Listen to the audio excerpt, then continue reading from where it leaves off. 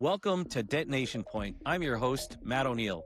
I was with the U.S. Secret Service for 25 years and retired as the Deputy Special Agent in charge of the Cyber Operations part of the Criminal Investigative Division.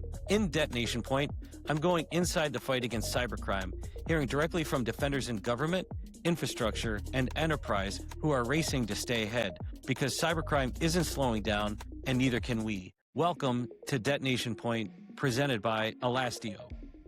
Welcome back, everybody, to Detonation Point, presented by Elastio. This week, we have Cezary Podkul on the podcast with us. Cezary is a award-winning investigative journalist with over a decade of experience reporting on complex financial, economic, and fraud issues. He's written for major outlets, including ProPublica, The Wall Street Journal, and Reuters. His work often blends deep data analysis with investigative rigor to expose abuses of power, scams, and systemic problems. Cezary and I first met talking about pig butchering a couple of years ago. As a matter of fact, when I was working at the Global Operations Center, I read a long-form article that you wrote, which really went a long way to help inform me of all of the challenges I didn't realize that were going on. So first, thank you so much for joining us. I really appreciate it. My pleasure. So you went to Penn for undergrad. Are you an Eagles fan? I am indeed. You are? All right, go Birds. You got to go for the underdogs, you know? Yeah. So I always say we are the only podcast that is both cybercrime, cybersecurity, and Philadelphia Eagles football. So I think that's it. And we were talking just briefly. You were a philosophy major, and then obviously you transitioned into journalism. Tell the listeners how you kind of got to where you are now. Oh, yeah. Thank you. Thanks for the opportunity. So when I was at Penn, I wrote for the college newspaper, the Daily Pennsylvanian. That fueled in me a love of writing and journalism. And when I was at Penn, I majored in philosophy, but also studied at the Wharton School. And so like a lot of my friends kind of first went off straight to Wall Street. And that was pre-2008. So as soon as the financial crisis hit in 2008, it was kind of a wake-up point that maybe it's good to do something else. And so I had that opportunity early on in my career to think about what is it I really enjoyed doing. It was writing and thinking and asking people questions. And so that kind of helped me transition to journalism. And I went to Columbia Journalism School to do a degree in journalism at the Graduate School of Journalism. I studied investigative journalism at the Stabile program, which was an eye-opener for me as well. It really helped me understand that this is what I should be doing. I love digging into complex problems, big projects, long-form stories. I chafe at word counts. I always want more. I was always that kind of writer. I always wanted more and more space. And being able to really dig into a topic, really understand it in depth, get into all the ins and outs of it was just something I loved doing. A few years later, after journalism school, I worked at Reuters, and a few years later, I found my way to ProPublica. I loved one of the absolute best newsrooms I've ever worked for, because it gives you that space and that opportunity to really dig deep, take time, ask all the right questions, talk to as many people as you need to get the story right. And then I worked at the Wall Street Journal for a few years on their financial investigations team, and then I transitioned to Asia. And then when I moved to Asia in 2020 during the pandemic, very quickly I became a cybercrime reporter, because there was just so much cybercrime happening, and a lot of it was heading straight for U.S. shores. So I pitched some projects to ProPublica looking at different topics in cybercrime, and here we are. So you kind of, as I say, buried the lead. You moved to Asia during the pandemic. Yes. How was that, and how was living over there during the pandemic? Was it just surreal? Yeah, because at first, it was kind of the opposite, because my wife and I were in New York City. We're both journalists. So we were in New York City in 2020 when it was really bad, COVID, the pandemic. And then we moved to Hong Kong because she got a transfer as well. She's a journalist as well, and her company transferred her here. I was the trailing spouse, so I moved as well. And it was amazing because Hong Kong at the time had really controlled the pandemic. So it was kind of, life was normal here, except for the 14-day quarantine. I have to sit in a hotel for 14 days when you first moved here.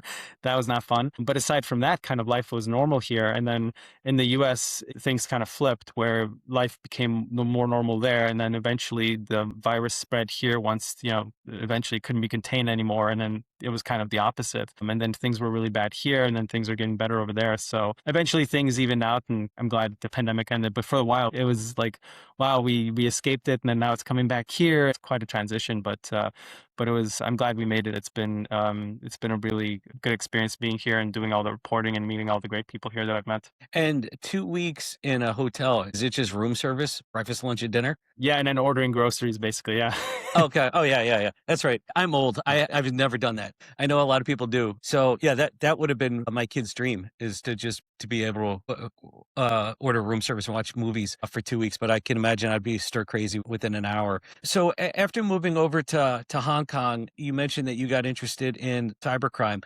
Do you remember some of the first matters that you investigated, and what was the hook that got you in to the path that you're on now, really taking a deep dive look at the transnational organized crime originating out of that area? Yeah, they were just some really memorable projects back in 2021. Thing that got me on this path, it was all very organic. One thing led to another and led to another. But the first thing that got me curious was actually unemployment insurance fraud during the pandemic, because if you Oh yeah. recall, yeah, it was a huge problem.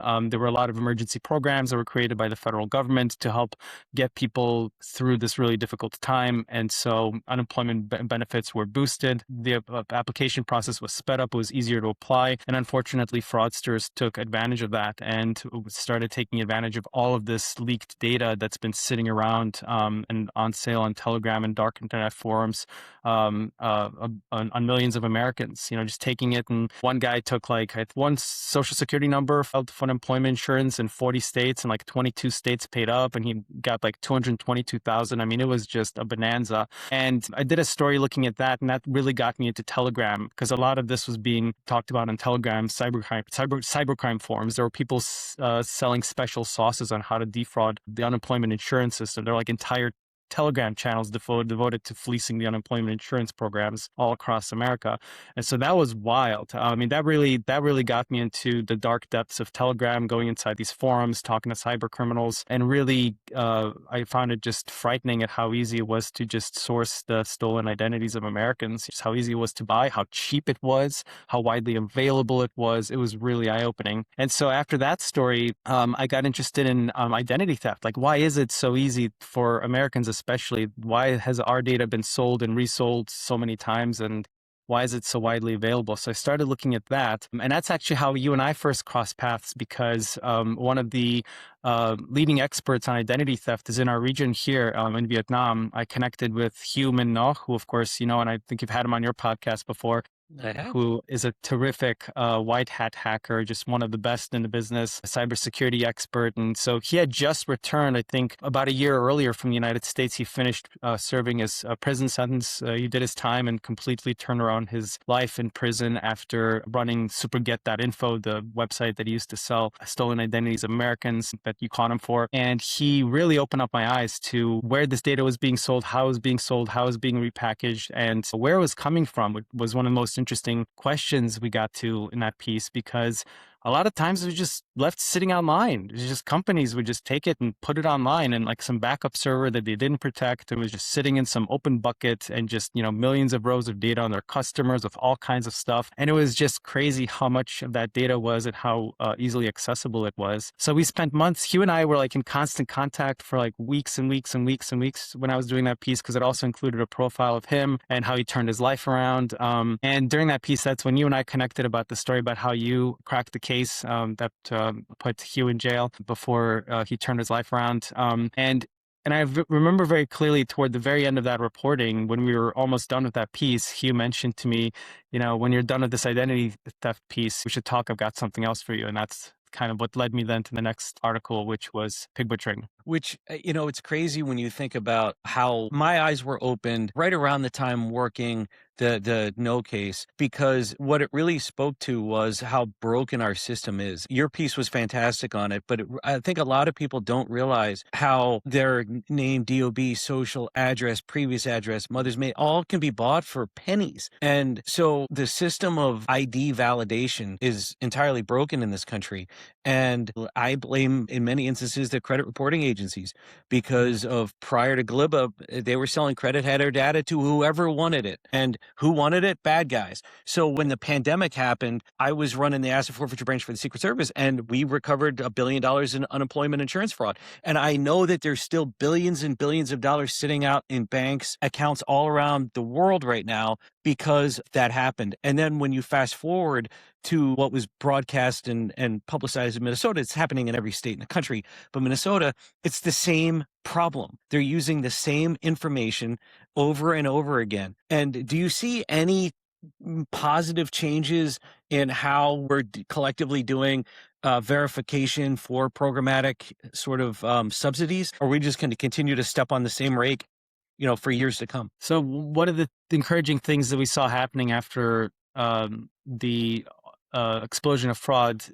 was finally there was a conversation around strengthening the unemployment insurance system so that it would be better prepared for the next time this happens, so that the technology would be upgraded. And I think at one point, some of the states were calling in people who had programming experience, who were living abroad, because the systems were so old. They needed people who might know like COBOL or something like that. Yeah. Creating all that infrastructure, getting it more modernized is a years-long process. I hope that that's further along than it certainly was back in 2021 when I was looking at it. But it's about strengthening the infrastructure. It's about really putting the right people in place to be prepared for this.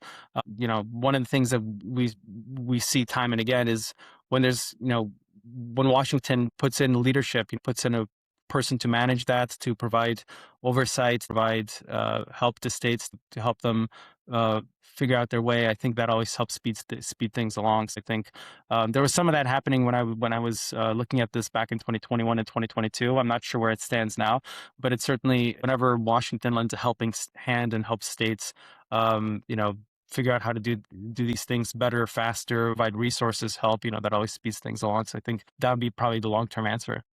Yeah, and I think we've closed some of those gaps, but the problem is that, as you know, there's so many other programs that the bad actors can exploit, and you're just tackling them one by one by one. Did you see any similarities between who was on the Telegram channels?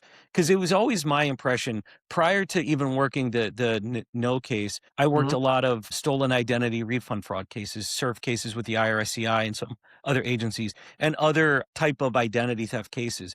And that was a pretty big group of transnational organized criminals that were doing that. And it was a massive problem, billions of dollars lost. I always kind of thought most of those guys, because they understood identity theft, just migrated to this. And because the money was coming out, I don't think the pandemic created more criminals. I think it just created a bigger attack surface for bad actors to take money. Did you see any similarities between like where this was originating from, or anything that maybe in hindsight, law enforcement could have been able to do a better job of kind of like corralling? Yeah, so for unemployment insurance fraud, we saw a lot of West African countries, so Nigeria, a lot of the cases that were prosecuted were coming out of Nigeria. But then also in the Telegram forums, it wasn't just West Africa. I also saw people from Russia, so Eastern Europe. It kind of became a little bit of free-for-all, and you can't always tell exactly which country someone is from, but definitely Eastern Europe, West Africa. And one of the lessons learned, I think, is when something works, everyone's going to get in on it, and this worked. And so they definitely noticed that it worked, and then, it spread from there. And not just in those countries. I mean, you saw people in Americans defrauding unemployment insurance. It's like, it works here. Yeah. So that was happening too, right? Yeah. So it wasn't just foreigners; it was also people in the United States, and I think a lot of them got prosecuted, which was good to see. I think if they find something that works, they spread the gospel. At one point, I saw a Telegram channel where someone was selling a fraud Bible. It was a guy who had like the Bible of fraud, and the fraudulent Bible salesman. He was quite foul-mouthed when I went to him for comment. I don't want to repeat what he told me, but he was not happy to be asked about his fraud Bible. But they were just creating actual manuals for how to defraud, and they were specialized by state: how to defraud unemployment insurance in California, how to defraud unemployment insurance in Texas. Here's your handbook on Florida, right? And all of that, if you think of that as like a modus operandi, is exactly what we see happening with other types of cyber fraud as well. With pig butchering scams. I cannot tell you how many manuals I've seen at this point, and how detailed they are, and how well tailored they are, and how many channels there are where you can find them, and how many people share them and reshare them. If it works, it gets put into a manual, it gets shared. People sometimes sell and resell those manuals and build upon them. So that same template is happening, I think, now in other crime types that I'm looking at now, especially pig butchering. And so one of the things that I thought was fascinating was prior to Telegram, there was criminal forums where people would share the same information, but it was a little more difficult to get in because if you want to get on exploit, direct connection, things like that, in the early days, you had to be vetted and you probably had to speak Russian language and things like that. And then law enforcement did such a good job of taking those down. You didn't want to have a centralized sort of like admin person. And so now that, the shift over to Telegram, and then everyone could get access to it. And then boom, off to the races. And to your point, they don't stop until the money stops. Like Right. they don't need to change their TTPs because they're making a ton of money. And the same thing is with pig butchering. So that's interesting. So Hugh was the first one that brought that what we now know as pig butchering or crypto investment scams to your attention. Yeah, it was him in fall Oh of wow. 2021 while we were working on that story. Yeah, just like a few weeks Okay. after you and I connected. So we all kind of connected Yeah. right around the same time. And he was the one who mentioned to me for the first time that there's slave camps in Southeast Asia where people are being forced to commit online fraud, which shocked me. Like when I first heard about it, and I wasn't sure, like, is that even true? But he actually by then had young Vietnamese people who were coming to him for help. And asking him, please get me out of here. I'm trapped in this scam compound in Seville. I'm being forced to scam others under threat of punishment. All the stuff you've heard about in the years since, people being threatened with beatings, electric shock batons, really held in awful conditions. He was hearing about that already in 2021 when they were coming to him for help. And then he connected me with some of those first people that I interviewed to verify that, yes, this is absolutely true. It's a real phenomenon. Unfortunately, it's happening. So that was late 2021 when I was just finishing the story on unemployment, all that reporting on unemployment insurance fraud that led me to identity theft. So the human trafficking aspect is one that I don't have much experience in because Secret Service doesn't really do human trafficking cases. That's HSI, FBI, and others. Were most of the people that from those early days until today, were most of them duped into traveling on the ruse of another job, or did some of them know that this is what they're going to go do? Or do we really know sort of like the percentages or anything like that? There's no data that would tell you what's in a person's heart, really. Yeah. That's kind of where I've come to and trying to understand that question, because willingness also, it speaks to someone going there willingly, and willingness isn't a binary, variable where someone either is or isn't willing. You will see people who believe that, let's say someone is open to working in fraud and they know what the job is and they actually are willing to do it. If they go there and they realize that it's actually not at all what was advertised, I didn't sign up for threats of violence, being beaten, food deprivation, or severe punishment, and I'm not getting paid. If they realize that the work conditions are really awful and they can't get out of it and they can't afford their way out and they're being forced to keep doing it even though they don't want to do it, then they become an unwilling worker, an unwilling participant in the fraud, and obviously they need help. And of course, their situation may be more complex than a person who was never willing to do it in the first place, never wanted to go in there, never wanted to do it. But at the end of the day, they're a human trafficking victim as well, and their stories may be more complicated, but obviously they're no longer willing to do it. So that's one thing to keep in mind on that question of willingness is, willingness can change over time, and not everyone who goes in there willingly may want to even stay there willingly once they realize this industry, how awful it is, and how it's entirely based on lies. As far as the people who go there unwillingly, I think it's basically recruitment based on a lie. And even for people who go there willingly, they go willingly for the job that they see. And then if they realize it's actually something totally different, that's when they realize, okay, I actually don't want to do this. It's not like at all what you said. But for the people who are completely duped into it, what they're fooled by is just a false job advertisement, a job that does not exist. Usually the typical scam for people who are trafficked to the Thai-Myanmar border compounds based there, was something along the lines of a call center in Bangkok. You're flying in for a call center in Bangkok. Call center doesn't exist. Job doesn't exist. You get put into a car, get driven 7 hours to the border city of Mae Sot. From there, you're smuggled across the border to Myanmar. And then you realize, oh no, you've come into something really awful that you want no part of. So those are broadly the two different pathways that you'll see, whether the recruitment has some degree of knowledge or, willingness or none, they end up in the same place. And I think for the most part, you see people who realize that this is just an awful industry. And some people make peace with it and they decide to keep doing it, maybe because they want to keep earning the money or the conditions aren't that bad, or they just join the industry. Other people decide, no, I want to get out, I want to get out, I want to get out, and do everything in their power to get out. And then you see kind of the sliding scale in between where some people, depending on their situation, what's happening, they may go from one side to the other. And so there's a lot of gray. It's not black and white. There's a lot of gray in between. Yeah. And so obviously it took a capital investment to build these compounds, because having been there and seeing it with your own eyes, how big are these? Oh, they're huge. I mean, I used a phrase the other day when I was comparing the size for one of them. I told someone they're building, there's one really big one that's being built on the Cambodia-Vietnam border right now. I compared it to pyramids of Giza almost. It's not an actual pyramid, but it's just huge. Yeah. It's just, you're driving down this rural path toward Vietnam, and then walking distance from the Vietnam border, there's just this gigantic rectangular plot of land that's been cleared out, nothing around it. It's just fields all around, and all of a sudden you have this just gigantic real estate development with these huge buildings going up.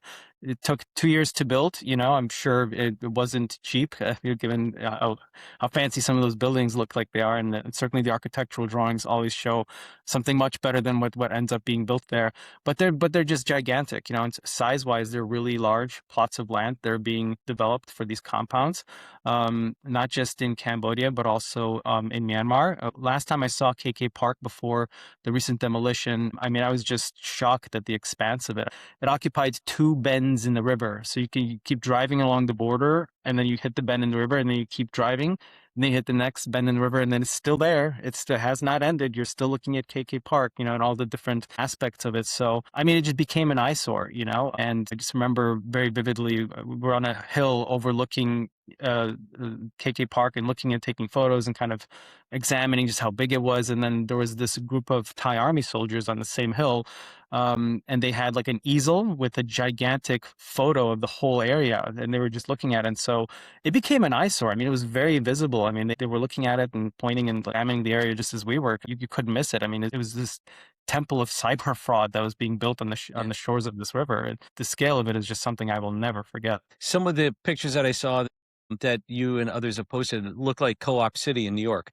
It looked like this just massive, compound. And so obviously building something like that requires some support from the local government. What is the collusion like? Is it overt? They have to be fully aware of what's going on, right? Well, at first, the way it's pitched, and I've seen some of the pitch decks for these compounds, they're not pitched overtly as, from what I've seen, as we're building a cybercrime fraud compound on your soil. The thing that it's going to, of course, become is not how it's advertised. It's advertised as a smart city. It's going to be this beautiful new real estate development that's going to bring jobs. It's going to, bring people out of poverty. It's going to make the area much better. It's going to attract tourism. It's going to attract trade. It's going to attract all these great things. And then you look at it when it's actually built, and it's just none of that. The vision that's sold is, of course, not what actually they intend to do with it. So there is some trickery going on there in terms of the vision that's promised versus what's delivered. You've seen that in developments like, Shui Koko and further down along the river. Another compound known as Dongmei Zone. You look at the architectural drawings for that, certainly not what we ended up seeing. And certainly in Scenicville, if you look at some of the renderings and vision for the whole Chinatown area, where the compound Jinshui and Kaibo are located, that look great on paper too. All these things look great on paper, but what's actually delivered is a safe place to commit cyber fraud. And we're talking transnational organized criminal groups. Are they tied to more traditional, the triad, or who's running them? Triads were definitely involved in the development of this, but I think it's broadened beyond that. It's become so successful that it's attracting a wide range of players, and organized crime groups at this point from many different countries. In compounds in Cambodia, you might come across not just Chinese organized crime, but you might come across Korean organized crime. We've heard reports of Japanese organized crime being involved in it as well. Certainly still predominantly from what I've seen, Chinese organized crime groups are active in these compounds from mainland China, from Taiwan, from places in the region like that. But also, you're seeing other countries, organized crime groups get in on it as well. And also there's one case I've identified, and, just one that I've looked into in depth, but I'm sure there are many others of pig butchering scams now originating out of, for example, Nigeria. And we've seen reports of this kind of business model being replicated in Latin America as well. So pig butchering as a scam is a tactic, and the tactic, because it's been so successful, I think it's been exported elsewhere to other countries. And I think that's one trend we'll continue to see in 2026 and beyond, which is if some of these countries, become viewed by cyber criminal groups as being less safe or less amenable as a place to set up your cybercrime shop, where else can you go? They're going to keep looking for other places to set up shop, and I think they're going to be looking increasingly in places, other countries in Africa and Latin America, for example, and other places where, they can be just left alone to ply their craft. But again, the opening pitch, if you're going to build like a compound, or if you're going to build like a city or a location or a hub for this, they're not going to go in there saying we're going to build a horrible slave camp with barbed wire fences Right. and guards and all this stuff. And it's going to be this beautiful vision of like a smart city and blockchain technology, all these buzzwords and infrastructure and technology. We're going to bring jobs. It's going to be great. That's the pitch. It's just what it turns into later.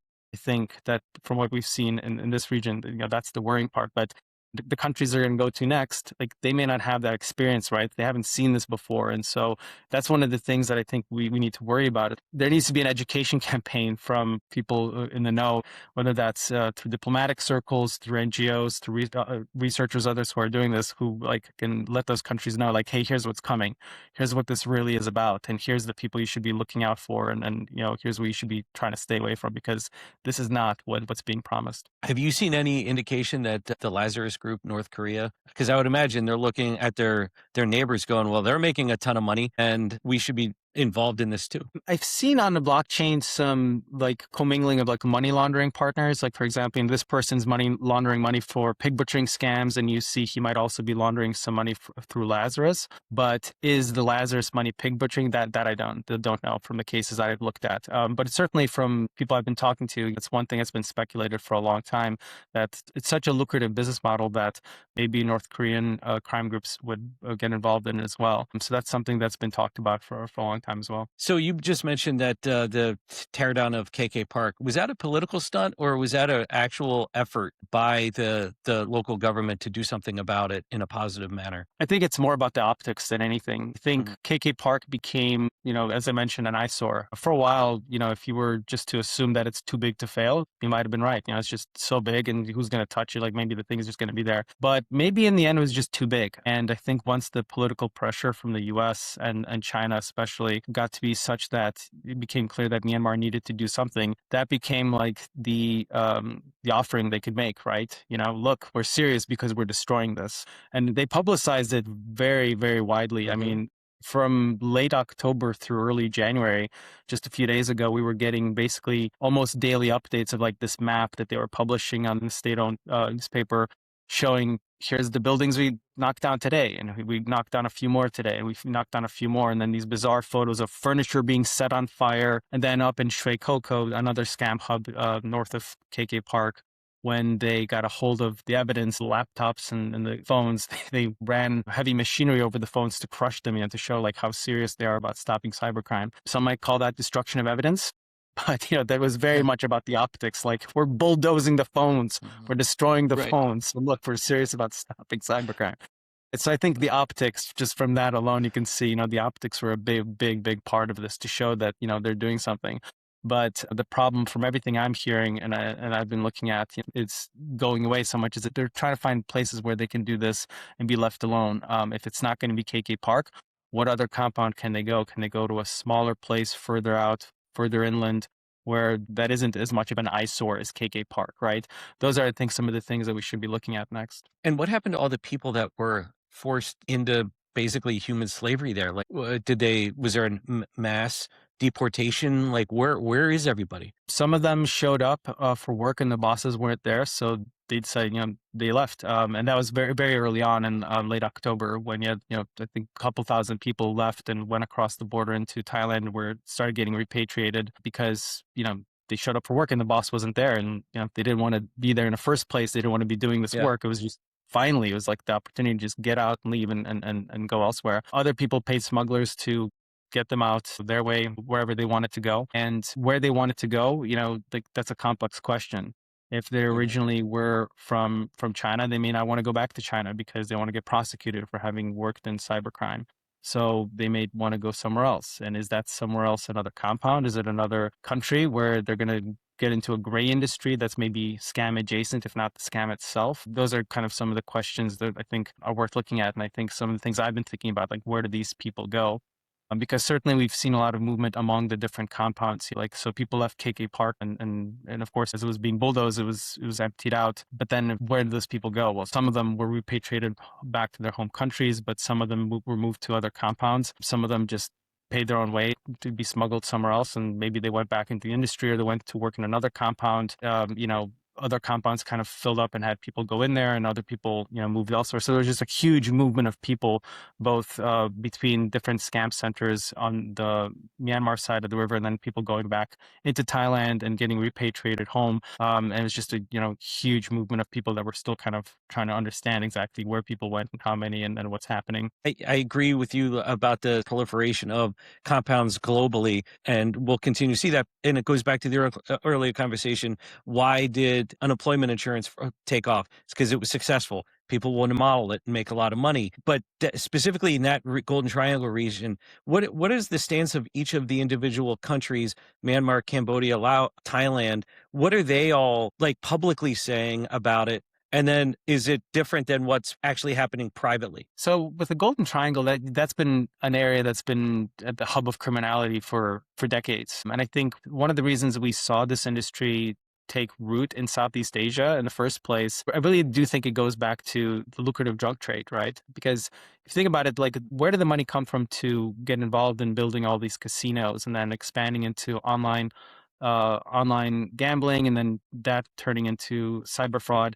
It was dirty money that was being invested in reinvestment in other criminal enterprises. And one of the earliest criminal enterprises that you saw in the Golden Triangle was, of course, the drug trade, right? And so much money was being made in drugs and drug smuggling and opium production and other things that had to be reinvested somewhere. And the Golden Triangle was just such a, for decades, area where this money could come together, find a home, and be reinvested in other things, that something like the Golden Triangle Special Economic Zone just became really more or less like a logical outgrowth of that. It hasn't been a secret what's been going on in there. Those countries have certainly known about it for years and years and years, and it hasn't stopped. What we've seen now with cybercrime is it's trying to be more hidden. The Golden Triangle, like all these other places, is trying to show that they've got it under control. They're going to stop having cyber criminals target people from there, and they're not going to welcome these pig butchering scammers. But it's one of these things that you've heard over and over again, and it just never seems to happen. And so I think there is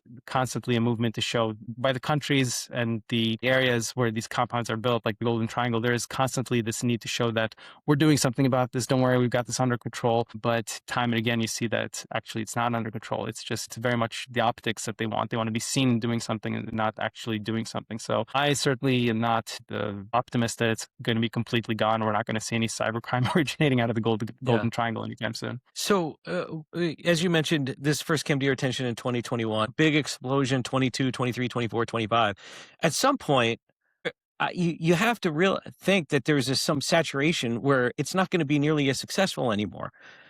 Because of just the sort of public education campaigns and things like that. But there doesn't seem to be any slowing down. Or am I misreading that? Like, why is it still so successful after all these years? It is a widely successful scam tactic. I mean, I've never seen anything like it. When I was looking at when I was doing my identity theft reporting back in 2021, I had to do a hard pivot once I started looking at pig butchering scams, because when I was looking at victims of identity theft, I was looking at people who maybe they had their credit card number misappropriated, and they had, some charges that they didn't want, or they had one of their, like Netflix passwords stolen and someone used their account. The biggest harm was always in the unemployment insurance space, where someone used their identity and got the benefits that they then couldn't get when they lost their job and they lost out on several $1,000s worth of unemployment insurance. Those are the kinds of harms that I was seeing. It was thousands of dollars, and it was inconveniences, and it was some psychological harm and things of that nature. But it wasn't the complete, utter devastation of people's lives that I was then seeing time again when I started looking at pig butchering. I mean, once I went into looking at pig butchering scams in early 2022, just a few weeks out from doing the identity theft reporting, I was routinely, talking to people who were losing, hundreds of thousands of dollars, and people who were losing 1 million, 2.5 million here. Like the sums were just staggering. The fraud tactic works and it morphs over time. And I think that's one of the reasons it's still there. I agree with you. The awareness is much bigger as well. When I was first calling people asking about the pig butchering scams in early 2022, I had to explain the phrase to a lot of people. Most of the calls, especially those earliest calls in February, March of 2022, I was explaining to people the phrase because they had never heard it. Now I don't need to explain it so much. Of course, I still do whenever I write an article about it because I want to make sure people are educated about it. But the degree of knowledge of it is certainly much better. But the thing is that the tactic itself is being disguised in different ways. You see it being used in different methods, like, for example, the task scams that we started hearing about maybe 2 years ago, where, you're going to be hired to do a particular task, and then you have to put a little bit of money in to get the payoff, and then you have to put more money in, and more money in, and it's still very much the pig butchering scam tactic, but you're actually doing a job, right? You've got a task you're doing, and so it looks different, it feels different, but it's still a pig butchering scam. So one of the things we see it popping up in different methods. It's being disguised in different ways. But the other thing that's happening is in the scam compounds, it's not going to be just the pig butchering scam or the task scam. They're going to be looking at other things as well now. Like, I've heard of fake stores, fake online malls being run out of there. That's one thing I've heard, just in terms of new things that they're working on there. Bottom line, I think that's really what makes this so dangerous is, we as a society have to decide, like, do we want to have these like pockets of, I call them, like, I've started thinking of them, Matt, as like free criminal zones where like you can do anything you want and no one's going to stop you. If you give that as like a business proposition to cyber criminals, you're opening the door to bad stuff, and bad stuff that's going to keep getting worse over time. And so today it's pig butchering scams and these task scams and fake malls. But, we're already hearing about them experimenting with other things, potentially sextortion, things of that nature, like just all kinds of bad things that, if they're giving that runway, that ability to experiment with whatever cyber criminal tactics are going to be doing, why won't they get into, malware and other things? So like these are things we don't want coming our way, but if you give people a free criminal zone where they can make it come your way, it will come your way.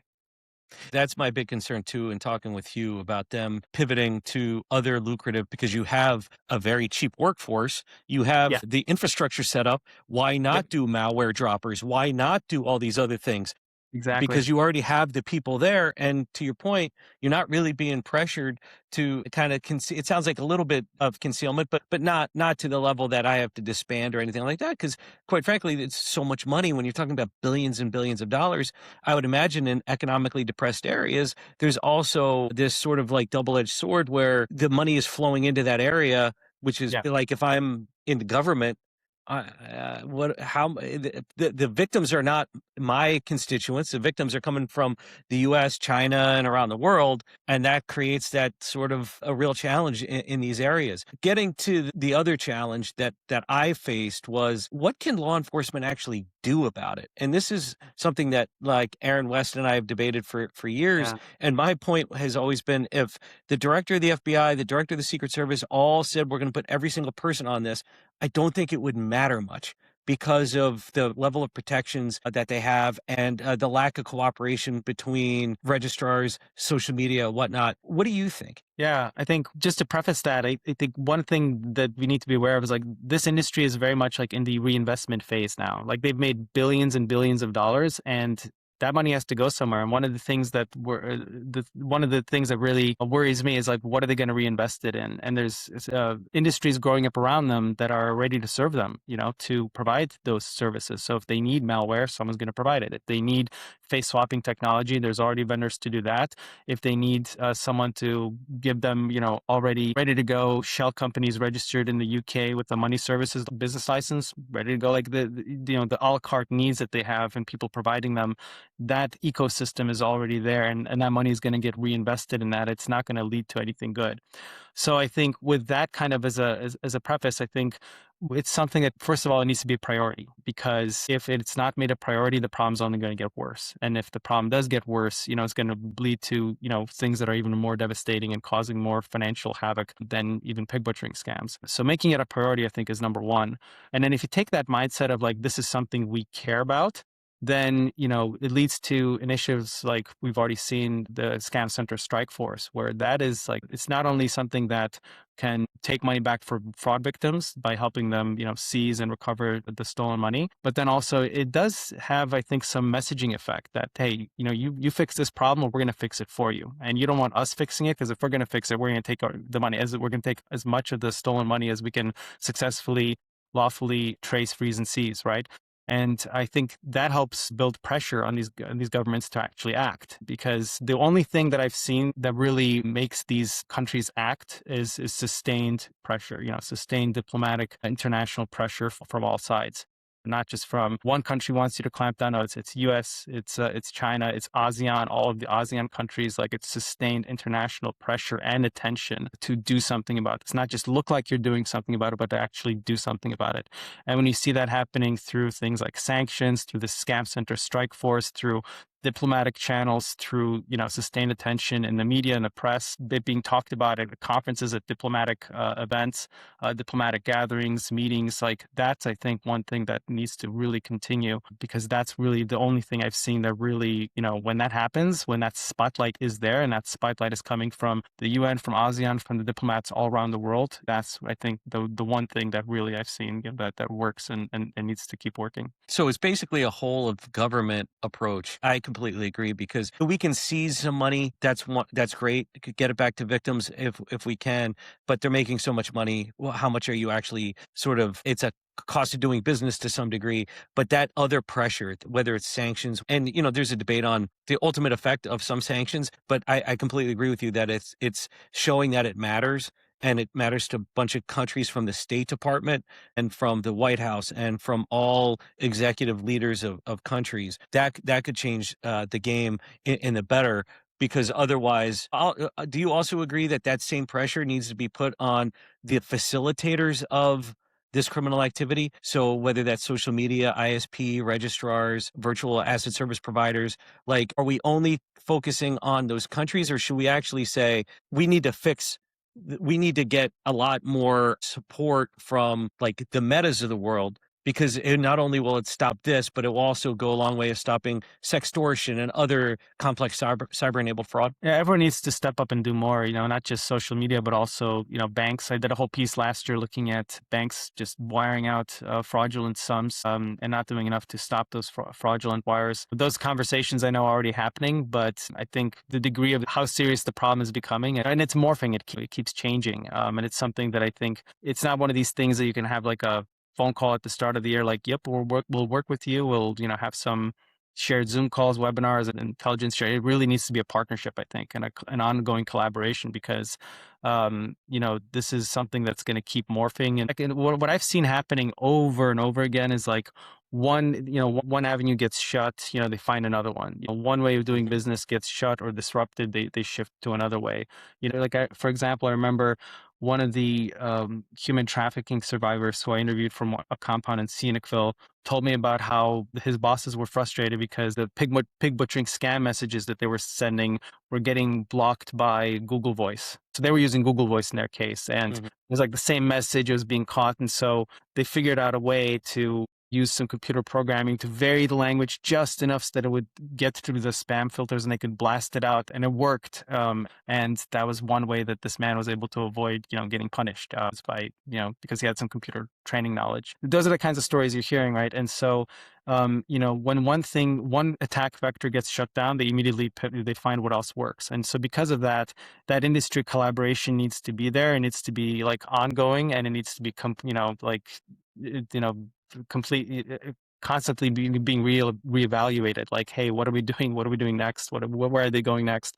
And just keep looking. It's a very determined enemy that we're up against here. How much do you think Gen AI and the other sort of new tools that are at their disposal will change the game? I'm sure it already has to a degree. Yeah. Is it more scale, or is it things like you just mentioned, like the ability to evade sort of like detectors from telco and whatnot? Yeah, definitely scale. And I think in terms of evasion, if you need to write code to fix something, you have AI. They can, you could use AI in any number of different ways, right? If they use AI to help them write code to fix these problems, right? They're probably already doing that. One thing I will say is I think the adoption of new technologies that can assist fraud is instantaneous. So when they find something that can help them, they're on it like instantly. And that's like an assumption that everyone in government and law enforcement and the IT space who's trying to stop this needs to have that as an ongoing assumption. Like if something new comes along, some new way of doing things, like they're going to be using it instantly. Just as an example, when I started talking to the first pig butchering scam victims that I interviewed back in 2022, like one of the stories that I kept hearing over and over again was how the scammers wouldn't want to do a video call. Like they would come up with excuses, and usually it was written in some scripts for the scammer to say something along the lines of, "Oh, my ex-girlfriend, I video called her once while she was driving and she got into an accident. And since then, I've never wanted to video call again. So I'm sorry, it's nothing against you. For that personal reason, I don't want to do a video call." And of course, if you really like the person, you'll be reasonably like, "Okay, I'm sorry, I didn't mean to dredge up bad memories. Sure, we can just talk on voice. We don't have to do a video call." Or, one case, the scammer did do a video call, but he would only show his eyeball. So because he couldn't do the face swapping, the technology wasn't there. Fast forward just a few months later, and I interviewed a woman who was in another compound where she was there late 2022 into early 2023, and they already had the dedicated model sitting there, like ready to do the face swap. Like, when the client wants a call, you just tell her and she will pick up the call. We'll swap your fake Instagram profile, whatever you're using, onto her face. She does the 5-minute call, whatever, makes sure that he or she is still good, and we keep the conversation going, right? So as soon as generative AI came along, like they were on it, right? And same thing with the chatbots. Like as soon as the chatbots came along, they were using the chatbots to perfect the chats and to make them more realistic and to look up facts about America in real time as they're talking to you, so they can have a more intelligent conversation about American politics because of what the chatbot will tell them, right?